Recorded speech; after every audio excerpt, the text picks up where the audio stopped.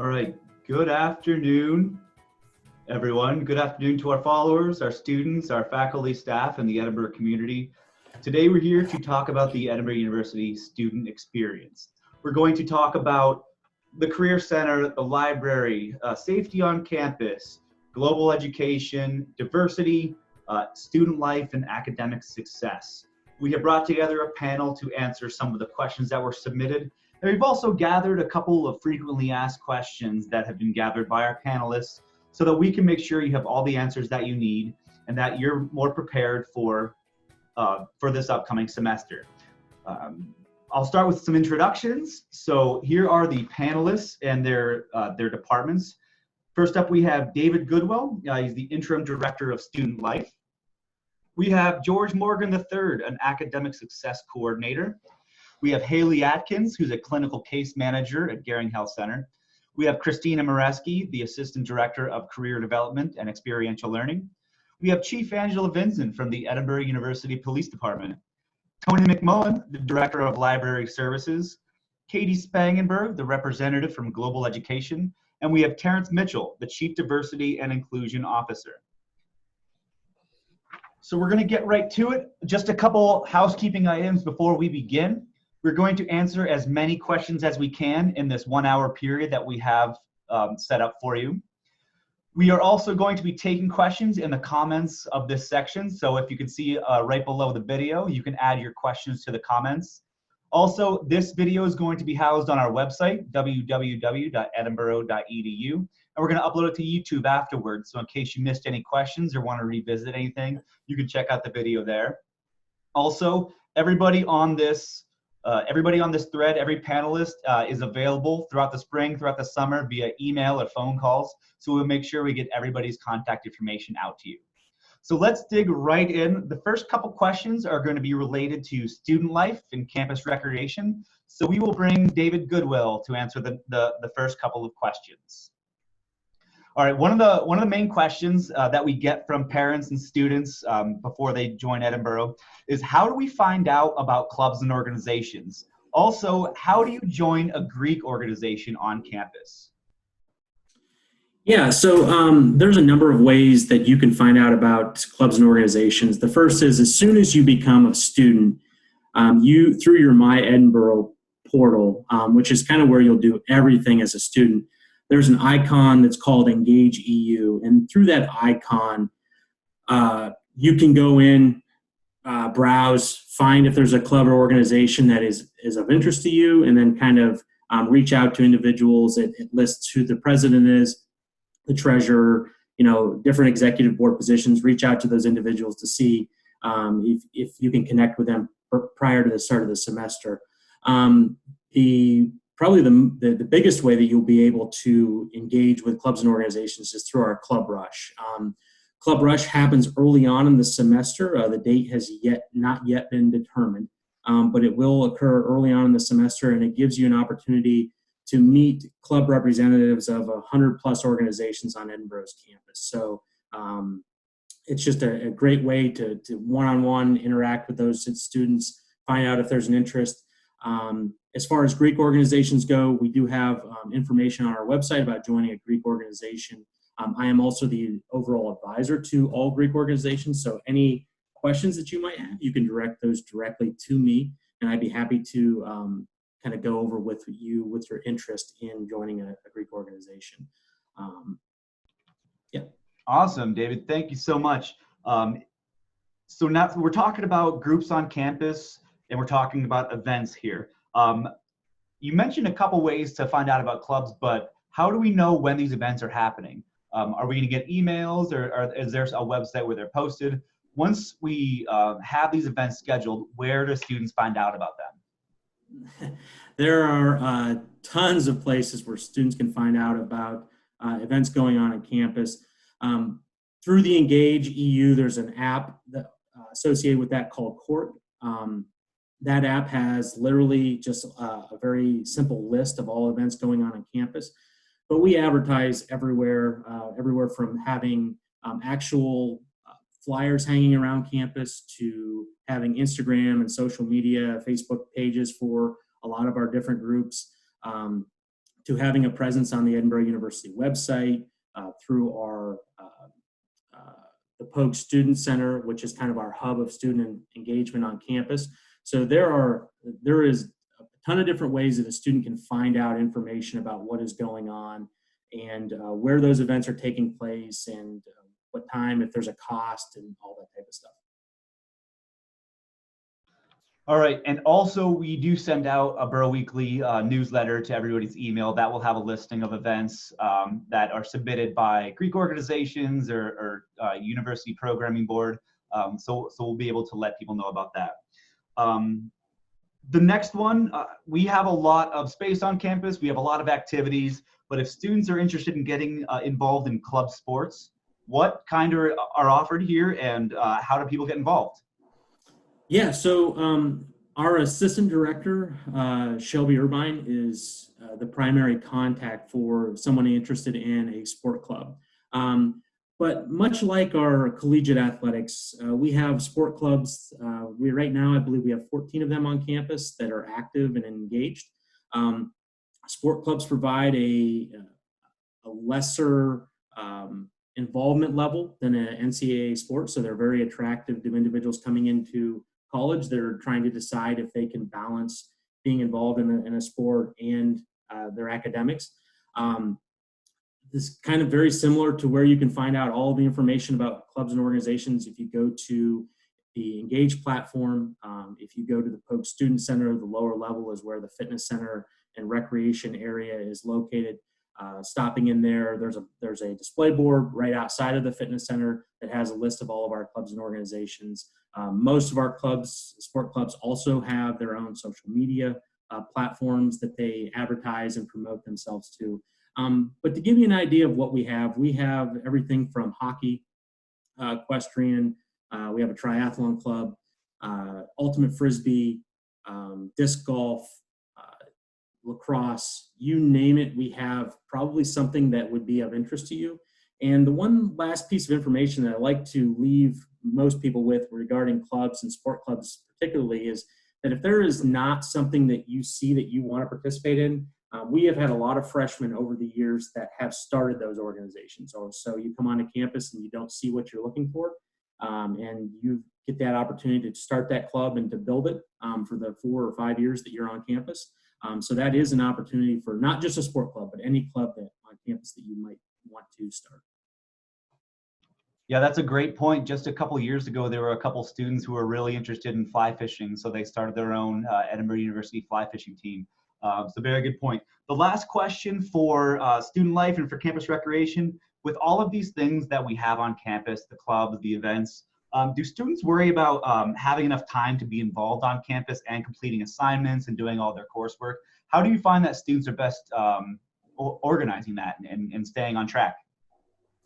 Well, I would say that parents probably have a bigger concern about if my son or daughter should be participating in something or if they should just be focusing on their academics. And the one thing that I would probably the biggest point I would take away from this whole thing is that I encourage everybody to get involved with something in that first semester.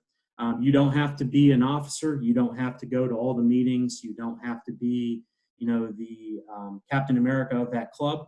But the idea that you're just involved and that you're finding your way and finding a niche of people to be involved with. Probably one of the biggest things that students that decide that college isn't for them or that a certain school is not for them is that they just don't find it to be their home.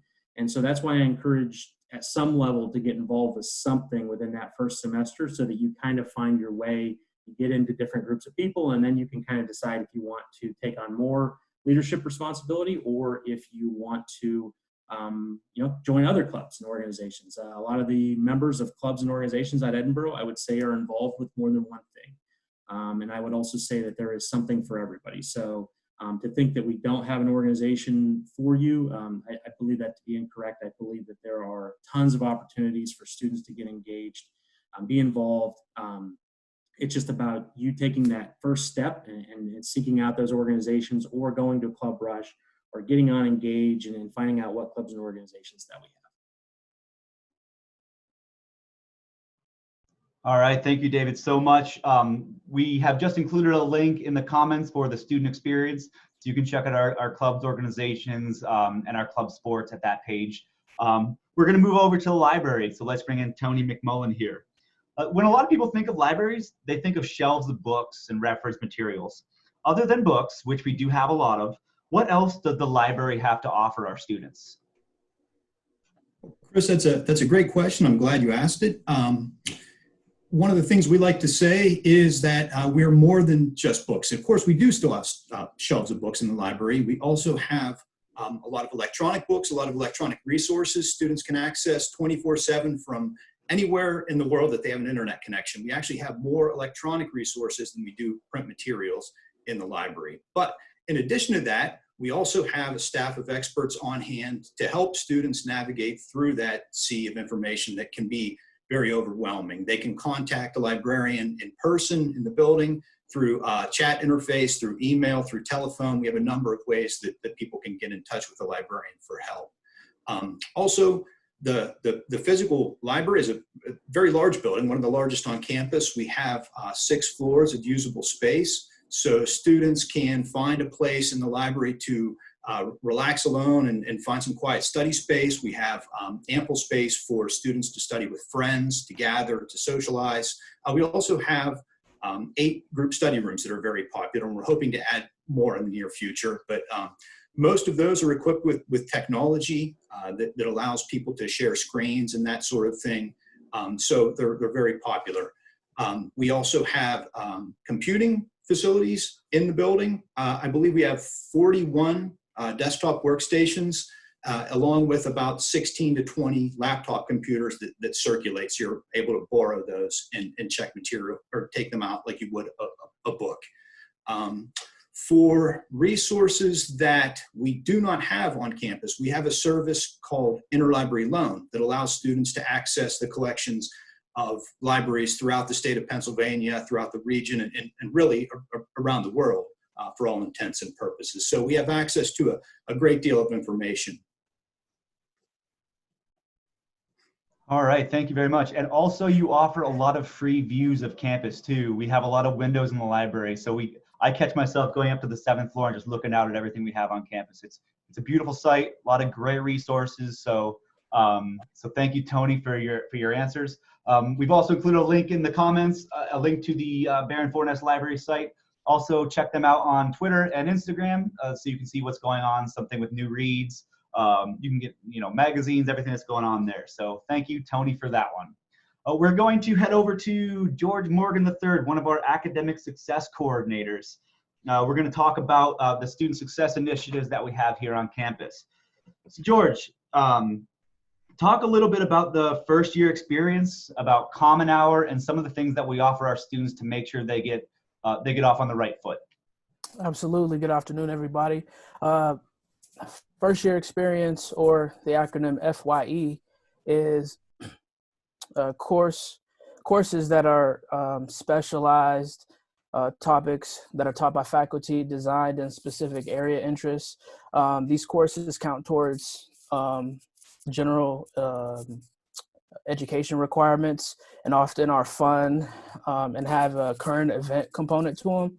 So for instance, my undeclared students who I work with, they have a big questions class that counts towards their C6 ethics.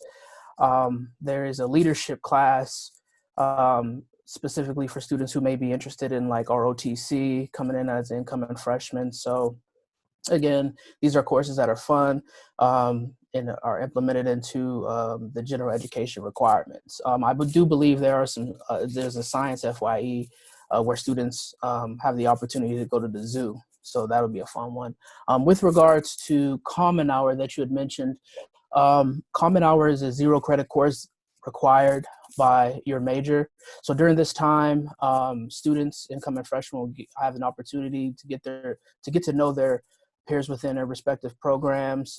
In this Common Hour, they will go over detailed information that's pertinent to their respective majors. Sometimes, or most often, you would have faculty members coming into these Common Hours, introducing themselves, helping students get more familiar with their program, reviewing the course sequence, and most importantly, showing students how to go into the Scott system and schedule their classes independently. All right, very good. So speaking of schedules, once a student makes a schedule, so say for example, a student is going into their first year this fall and they made their schedule during the summer. Is that finalized, or are there any changes that could be made before the semester starts? It's a great question. It is not finalized. Schedules are typically updated throughout the course of the summer as other classes become available, or if there's a possibility that a class is going to be canceled. But it's important to stress that students should just be patient and wait until maybe a week prior to the beginning of the semester to check those schedules. A lot of students will go into Scott's and check their schedules and see a placeholder, whether it be a math placeholder or an English placeholder. And that means that that student needs to take a placement exam so we can figure out the most appropriate class to put them in. So for instance, if you're an incoming freshman, if you were to go into your My Edinboro portal, you can click on placement, the icon that says placement testing. You can click on that, and right on the left side, it'll give you your information for a math placement exam, and on the right side, it'll give you information for an English placement exam. But it is very, very important that students continue to check their emails throughout the course of the summer, because an email notification was sent out to all incoming freshmen with regards to taking placement exams. So just be patient. All right, and last question for you. Speaking of placement exams, how are students going to know if they have to take or retake a placement exam so that it's acceptable for their major? Right. So just to give you an example, if you're an undeclared student, since I work with all undeclared students, you will not have any type of math placement on your schedule for the fall. For science and health profession majors who need to take the ALEKS math assessment, if you score below a 46, it is ideal to retake the assessment. For these majors, scoring below 46 means that you would need to start in a lower math course, and it could also delay enrollment for other required major classes. So it's ideal to retake the test if you get 46 or below. And that's the same thing for business students as well. For business students to get into applied business mathematics, you need to score at least a 46 on the ALEKS assessment. And if you don't, just go into the ALEKS, do the practice modules, and retake the assessment. But that's how you'll know if you need to retake it. And again, if you go into Scott's and under student services and financial aid, if you click on student week at a glance and then look at your student schedule, if it shows that you need to take a math placement or English placement exam, just go into the My Edinboro portal, click on placement testing, and then you'll be able to do that. And lastly, if you have any questions, don't hesitate to reach out to your assigned academic success coordinator throughout the summer. We'll be readily available for any type of questions you may have. All right, thank you, George, so much. The next section we're going to go to is student wellness and also student safety. So we're going to bring in Haley from the Ghering Health Center, and we have a couple questions. First and foremost, if you could just give us a background of what sort of services are offered at the health center, whether they're mental health services or if you have an illness. Talk about the health center and some of the services that students can expect. Hi.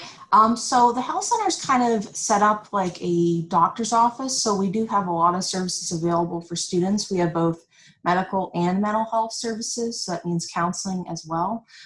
Even though we don't have counseling open in the summer, I'm still here if you need help with being referred to somewhere or to set up for the fall year. In terms of the medical side, everyone here is licensed. We have registered nurses, we have nurse practitioner, we have a physician on board. So we're set up very much like a doctor's office in terms of getting help. We even do things like STD testing and exams. We do TB tests, allergy injections, a whole bunch of different things. All right, the next question for the health center is, what sort of health insurance does the health center either offer or accept? And what sort of forms are students going to need to turn in, such as your meningitis form and so forth? So in terms of forms, if you look on the Edinboro website and if you just search student health services, we have everything listed there. But basically what we ask from students is that you have a confidential health form that you send to us, mainly the front side. We do ask for a copy of your insurance card. We actually do not use your insurance or take it, which I'll get into that in a moment. And then if you have a copy of your immunizations, that is something we look for as well. In terms of the meningitis form, we do prefer, if you have that information, if you could send it to us, whether that's through fax or through mail. Otherwise, if you do not want to do that, there is a declination form that we will have through our portal set up. In terms of the insurance, though, we actually don't take insurance. So even if you have no insurance, you can still come to us for services, because there's a one-time student health center fee that basically kind of goes through your student account through what's included in your tuition. Sometimes some things may vary, but that's pretty much you're covered otherwise. All right, thank you, Haley. The last question, students can also get jobs and volunteer hours through the health center. Talk a little bit about what kind of jobs and volunteer efforts are available through the Ghering Health Center. We do have a few jobs available. One is not paid, it's volunteer, but it's called our Peer Responder Program that we started up. And it's really awesome because you can learn how to become basically kind of like mental health first aid if someone's in need or assistance, and you get like specific weekly training with that with professionals that work with you, both off campus and individuals on campus. And then we also have, for paid opportunities, we have community outreach, which can look like things like a student maybe might work at the food bank in Edinboro, or they might go to Hermitage House, or they might, be able to work at the borough or different things like that, or Thrifty Threads. And then we also have student workers as well for the health center. All right, and those jobs will be posted through My Edinboro, through however we find jobs on campus. Yep, right. Typical way of how to find it. And if you have any questions, you can feel free to email me. Sounds good. Okay, from wellness and health, we're going to go over to safety. So we're going to bring in Police Chief Angela Vincent. One of the things our parents look forward to the most is how safe campus is. That's one of the biggest questions we get. When I send my son or daughter, or when my husband or wife, when they're attending Edinboro, how are we going to make sure that campus is safe for everybody? So what are some plans that Edinboro has to make sure that students are safe, whether it's through police coverage or whether it's through training? What are some things that we're doing here at Edinboro? Absolutely. That's a very common question, especially for parents. They do want to know how their student is going to be safe on campus. So what I can say is that it is and has always been the goal of the University Police Department to provide a safe environment for everyone on campus. The police department is always available to any student who has an issue or concern about their safety. We have 24-hour police coverage, 24-hour patrols around campus, as well as patrols within the academic buildings and residence halls. We conduct frequent walkthroughs of the buildings in order to show a consistent presence on campus. There are also procedures in place. We offer a safety escort program where the university police will provide a ride or provide transportation for anyone on campus. If they have a concern about their safety, we'll provide an escort from one location to the next. There's also the EU Shield application, the EU Shield app that a student can download through Google Play or the App Store, the Apple Store. This app has an emergency panic button on it. So if you find yourself walking around campus and you have a concern, you're able to press that button, that panic button, and it'll ring directly into the police department. You can give them, the police officer who answers the phone, information on what your concern is. The app provides a safety escort as well, a friend watch, an anonymous tip reporting for those who may see something around campus that they want to report, but they may not feel comfortable actually giving their specific information, but they can report anonymously. And it has other important features. So it's very important that our students download that app. It can be found on, all this information can be found on the website. And if you go under EU Shield, it'll give you all that information. So just keyword search EU Shield and take a look around, and you can see what it offers. But it's very important that everyone feels safe on campus, and that's what we're here for. All right, and we just included a link to the EU Shield in the comments too. So if you'd like to take a look at that, and you can download the app however you have, whichever mobile phone you have, it's available for usage once you step on campus. For students that may live off campus, or since we are in the middle of the borough of Edinboro, what are some things we do to make sure that students that live on campus are safe, that our parking lots are safe, that our campus roads are safe, just to make sure that everybody has a safe experience here on campus? Okay, like I stated, we provide 24-hour coverage. We have 12 full-time police officers uniformed police officers that provide coverage for the entire university. We work very closely with the Edinboro Police Department for those students who live off campus.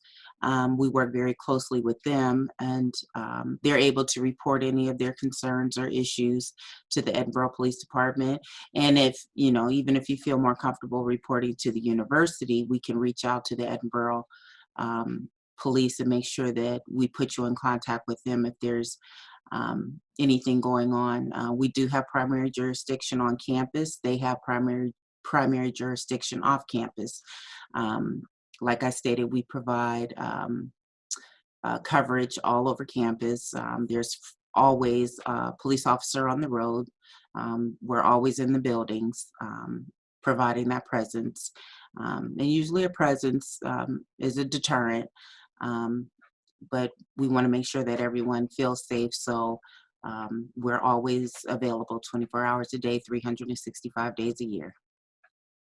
All right, yeah, in the local community in the Edinboro Borough, which is has been named one of the safest college communities in the country, we also have fire departments, police stations locally, so there is definitely a sense of safety here on campus. So along with the EU Shield app that we posted in the link, you can also find our annual security and fire safety report, so you can see what's happened on campus, and you can find out just what we're doing to make sure that students are safe. So thank you, Chief Vincent. We're going to go back to our student services. We're going to head to the career development and experiential learning community. So we have Christina Moreski, who works with students to find jobs and find internships and get them prepared for the workforce. So Christina, how can students complete internships and how can they find jobs while they're here on campus? Okay, great questions.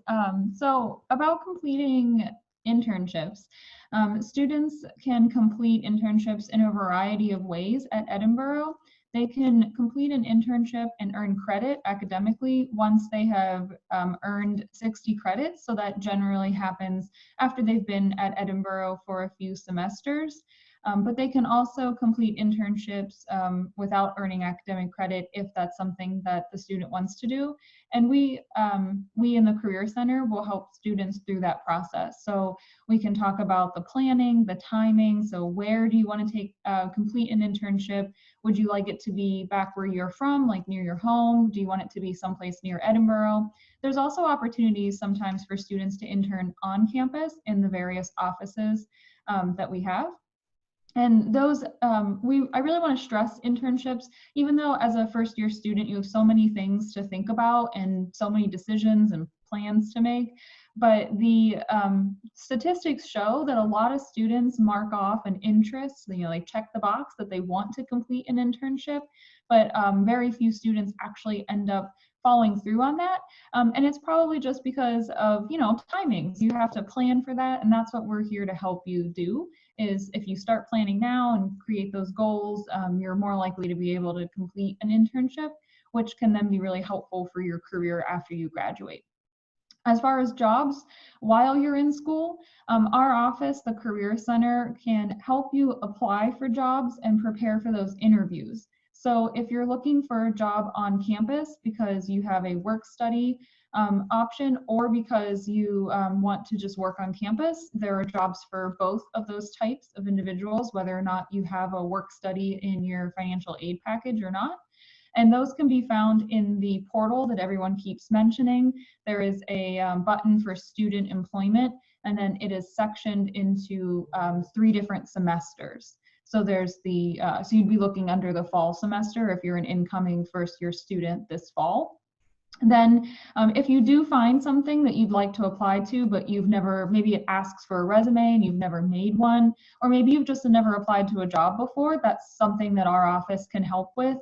We can help you prepare for that interview too. If you've never had a job interview, that can be pretty scary. And then if you also want to look for jobs off campus, sometimes our office gets information about those opportunities, but not very often, but we can still help you, again, prepare for those interviews, or help you kind of navigate that job search process, even if we're not necessarily advertising those opportunities. But there's definitely many students that are able to find work both on and off campus, and we'd like to be able to help you at any stage throughout that process. All right, so Christina, real quick before we get back into the Career Center, we talked a little bit about jobs at Ghering and jobs on campus. Dave Goodwill, can you answer a question about student employment on campus through your organization? Yeah, absolutely. So Campus Life actually is one of the largest employers on campus for student employment. We have jobs working in our Polk Student Center operations, tech staff, working in our fitness center, working as intramural officials, club sports, game management people, fitness instructors, you name it. There are a ton of different opportunities that students can get involved with. And one of the things we always just encourage in this coming to higher ed and wanting to learn and grow is to take that opportunity to step out of your comfort zone a little bit. We've had a lot of students that have found a lot of success and had a lot of fun doing these jobs that they may never have thought that they would do before. Awesome. Thank you so much, David. Let's go back to Christina. So in the last couple of years, the Center for Career Development and Experiential Learning has developed an online database where you can find pretty much any resource you'll need to prepare for a job and get a job. So it's called Tartan Edge, and it's can be found at tartanedge.edinboro.edu. Talk about some of the resources that we offer through that website. We have listings of career fairs. We have some things that help you get your resume ready. Talk about that resource and what it can do for students. Sure. So like we mentioned, the website is Tartan Edge.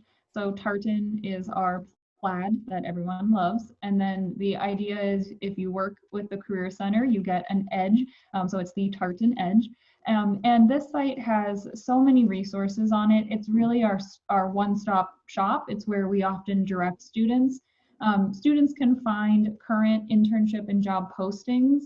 They can also find links to different content that's related to different areas. So things like how to write a resume or how to build a LinkedIn profile, how to even decide what your major is going to be. We have an assessment that can help students match their personality with careers, which can then help them decide on majors that might make sense. There's also event calendars. So when we have in-person and virtual events, we put those on a calendar. You can also access all of the staff. So I know that we've been talking a lot of, everyone's really open to receiving emails. We do work over the summer in the Career Center, so you're welcome to reach out to us via email, and that information can also be found on our website as well. Awesome. And I think one of the coolest parts about Tartan Edge website is that a lot of people use LinkedIn, Indeed, job finder websites. We actually have a ton of jobs listed on our website directly. So we work with employers to post jobs that are available, and we can connect students with those jobs, as they come in. So thank you, Christina, for the Career Center, the Center for Career Development and Experiential Learning. Speaking of experiences, we're going to go over to Katie Spangenberg to talk about how you can experience Edinboro around the globe. So talk a little bit about study abroad options. What are they? How can we get involved with them? So Katie, let's talk about global. Okay, so at Edinboro, we focus mainly on short-term faculty-led group travel. So this means that you and your peers from Edinboro will go abroad for 1 to 4 weeks with at least one faculty member, maybe more depending on the group size, and during winter, spring, or summer break. So you're not missing any classes to go abroad, and you get to have that experience, and there is usually courses attached to it. So you can kind of experience, especially if you've never been abroad before, you can get your toes wet and get that travel bug to maybe go other places, and then we can then look at maybe doing a longer term experience. So we do also offer long-term experiences such as semester, year, internships abroad, anything like that. We can do that as an individual case-by-case basis. And is this something that students can earn credit for, or are these just travel experiences to, for the sake of traveling and experiencing the world? So all of our programs do offer a 3-credit course with the program. Sometimes it is major specific, sometimes it is a general education course, and other times it is life experience. So you do have the opportunity to earn 3 credits with the program, or you can elect to just travel only to maybe get that experience, especially maybe it's our Japan program and it's a art class, but you're a business major. You're more than welcome to go and experience Japan and experience the culture without having to take the art class that's associated with it. All right, the next question is, so you mentioned the Japan trip, and we take a lot of cool trips. I mean, Edinboro has a Scottish background, so we take some trips to Scotland. Give a couple examples of the places that Edinboro students and faculty travel to, and what are some of the things that they do while they're there? So we have a lot of recurring programs. So like Chris mentioned, we have our Scotland program. We've been going every other year for the last 20 years. To Scotland, we call it our heritage program. So a lot of times what you're doing is you're experiencing a lot of the sites and cultures of the program, like our Japan program that they've gone to in the past few years. You get to see places like Mount Fuji and do a sushi making class, or go to the bamboo forest in Kyoto and see people making bamboo art with the bamboo from the forest. So there's a lot of very immersive experiences. And then also seeing things like when you're maybe in Paris, you go to the Eiffel Tower or you see the Louvre. So you're seeing those places that maybe you've only seen online or in travel magazines and pictures, but also doing some cultural things too, like sushi making. So that's a little mean of you to talk about sushi about an hour and a half or so before people eat dinner, but those are just some of the experiences that students get. Related to traveling abroad for courses and for the experience, talk about the global side of our students here on campus. So we do have a big population of international students. What kind of experience do they get at Edinboro, and why does that help our campus community? Yeah, so we also have, we work with our international students, and international students that come to campus are mostly students that they study here their full academic experience. So they're here either the full 4 years if they're doing their undergrad, or 2 years if they're doing their master, and they're coming from all over the globe. This past year, we probably had students from over 30 different countries study at Edinboro. So it's really cool that they're experiencing an American culture in a college campus. And it's a great way for maybe a American student to get a global experience without ever leaving campus. So say you meet a new international student your first week of classes, it's a great opportunity to introduce yourself, and then also maybe having them over for Thanksgiving break, so that maybe they can experience an American Thanksgiving holiday. So it's a really cool way to learn about other cultures on campus without ever having to leave campus. A lot of our international students are more than happy to share their culture, and we have a lot of events on campus. This past year we had Lunar New Year, so we had an event where you could get your name written in Chinese calligraphy. There was authentic Chinese food, and there was a performance that they did of the lion dance that they normally do during New Year celebrations.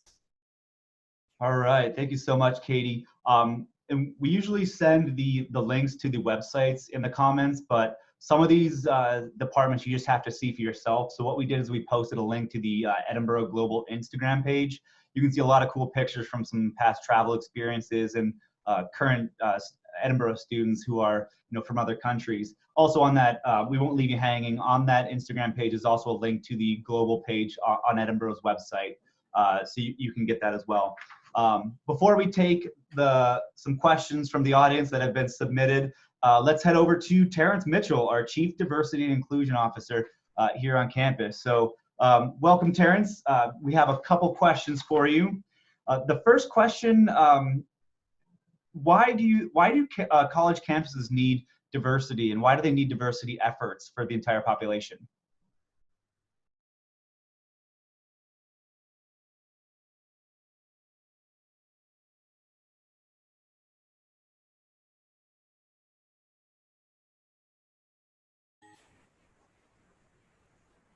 Can you hear me? Oh, good. I'm sorry. You're good, Terrence. There we go. Thank you. All right.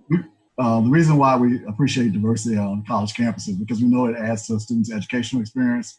And we also know that students who move out into the work world are going to work with people from different backgrounds, from different social and economic backgrounds, race and ethnicity, sexuality, gender, religious backgrounds, and people with different beliefs. We want to make sure that the students who Edinboro releases and who graduate are ready for that environment and also ready to be leaders in that environment. Edinboro provides a wonderful education, and we want to make sure that we're providing a wonderful education in all ways to our students. All right, so how does Edinboro value diversity, whether it's through recruitment efforts or retention efforts? What are some services, events, and things that we have on campus that kind of help out students from diverse backgrounds? I'm a newer member to the Edinboro community, so one of the things I appreciated about Edinboro, which made me leave my former institution and come here, was that historically Edinboro has done so well with providing programs and services for students of color, for gay and lesbian students, and also for women students, women and male students. We have a shortage of men students at Edinboro. So the way I think that we're trying to make sure that our students are successful is to make sure we continue those historical programs and also allow new students who are coming to campus to add their perspective. We talked a little bit about international students, but we know that each year we're going to get international students from new countries. So that ability for students to create student organizations of their own, I think, is really important. The ability to connect to alumni from their backgrounds, and the ability to also know how their backgrounds and their experiences contribute to the larger goals we have for them to be successful at Edinboro is really important. So we put a lot of stress on annual programs like Black Heritage Month, Women's History Month, International Week. We also put a lot of support into supporting student organizations for those groups. Our numbers aren't huge. Our numbers are comparable to the numbers in Northwest Pennsylvania, but they are steady, and like I said, and we have the history of being very successful with working with students to make sure that they feel part of the larger community.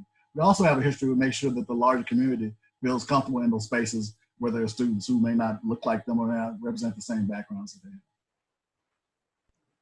All right, next, we do have a lot of multicultural student organizations on campus. So for example, we have the Black Student Union Association. We have Identity, which is the LGBTQIA inclusive club. Talk a little bit about the student aspect of this. What can students of different backgrounds and diverse backgrounds, what are some of the things that they experience when they come here and interact with students on campus? Well, I think that the organizations are important. It allows students an opportunity to both celebrate their own culture and then celebrate the cultures of others and help people understand the backgrounds. We have lots of student organizations. So there's over 200, I believe there's around 200 student organizations. It seems to be about 200 student organizations. And amongst those student organizations that represent people from marginalized backgrounds, the ones that our office more directly supports are the Black Student Union Association, the Latino Student Organization, the Asian Student Club, the International Students, and then also the Identity, some of the ones you mentioned. But we're support for every organization on campus. One of the things we like to do too is to get out to the organizations and get out to the campus community and help educate them around how to incorporate diversity into their regular activities, into their everyday experiences. We try to support the classroom experiences that way.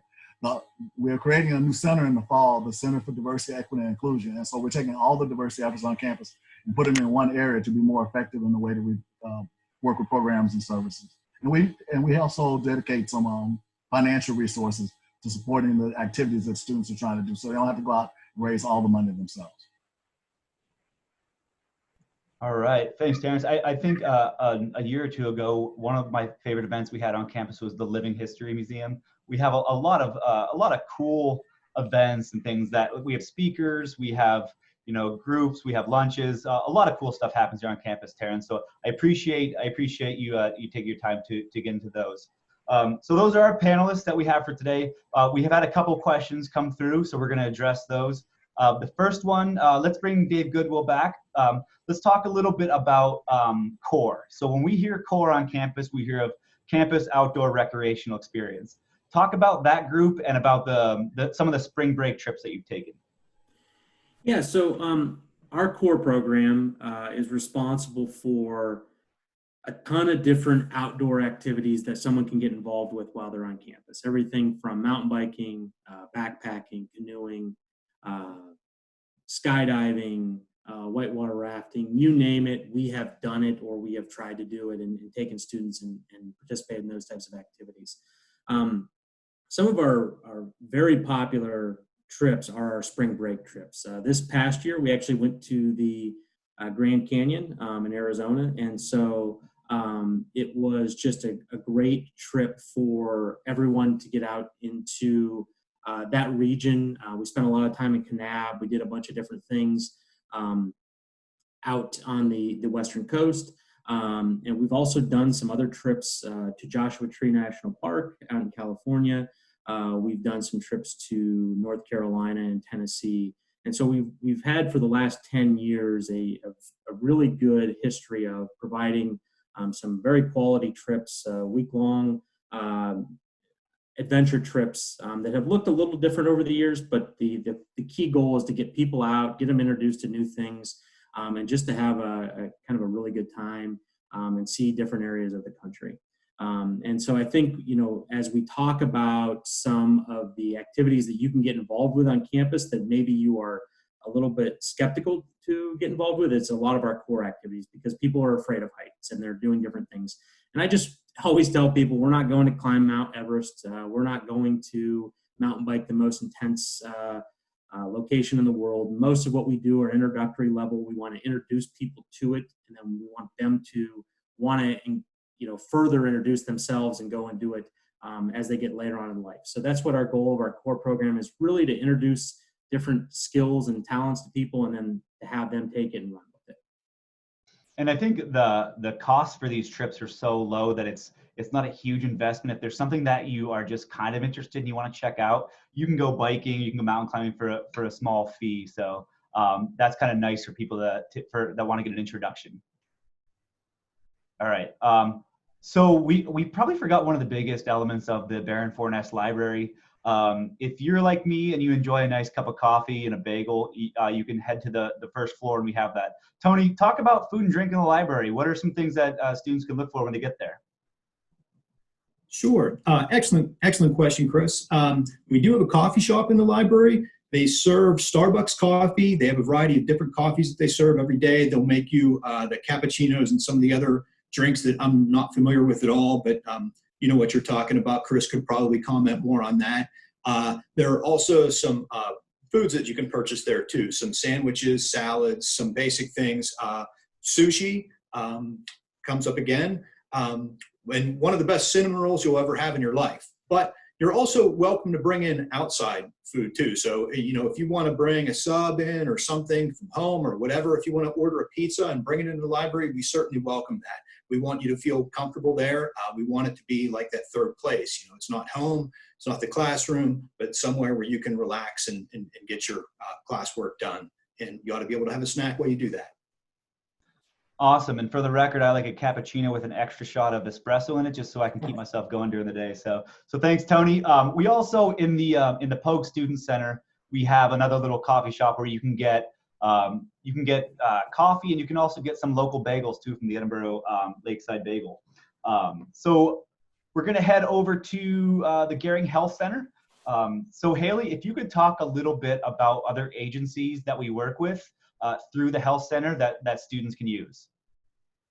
Yes, so we actually kind of are partners with a few different agencies. So just so you guys know, on the medical side, even if you didn't want to see like a nurse or anyone like that, we do have a self-care room that students can utilize. They can get free over-the-counter medications. They just have to ask for tokens, and there's a bunch of other resources in there. In terms of other agencies, we have individuals like Edinboro for drug and alcohol that work directly in our office. We have SafeNet and Safe Journey for domestic abuse or anything like that. And then we also have the Crime Victim Center. So instead of individuals having to drive all the way to Erie to get these services, you can actually meet with them in the Ghering Center, and it's all confidential. Sometimes there's people from the community that come in too. And also the Ghering Center has a meditation room that is free to use for students. You don't have to check in or anything. There's another area other than the front way you can go into McNerney, so students can utilize that as well.